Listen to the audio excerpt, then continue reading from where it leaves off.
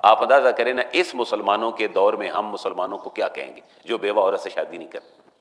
بیوہ تو بڑی دور کی بات ہے، جس کا منگنی ہو کے ٹوٹ جائے اس بچی کا دوبارہ نکاح نہیں ہوتا. یہ ہماری لو مائنڈ سیٹ کی ایک بہت بڑی مثال ہے کہ ہم اخلاقیات سے کتنے گرے ہوئے ہیں. شریعت نے کتنا پیارا مسئلہ رکھا کہ اگر ایک عورت کا صرف نکاح ہوتا ہے کسی سے، منگنی ہو گئی، ہماری رسم ہے جیسے برصغیر پاک میں ہم منگنی کہتے ہیں، منگنی ہو گئی، منگنی کے بعد نکاح بھی ہو گیا، رخصتی نہیں ہوئی اور انٹر کورس میاں بیوی کا نہیں ہوا، ظاہر رخصتی نہیں ہوئی، خلوت نہیں پائی گئی، اگر اس عورت کو مرد طلاق دے دیتا ہے تو اس کی عدت ہی کوئی نہیں ہے.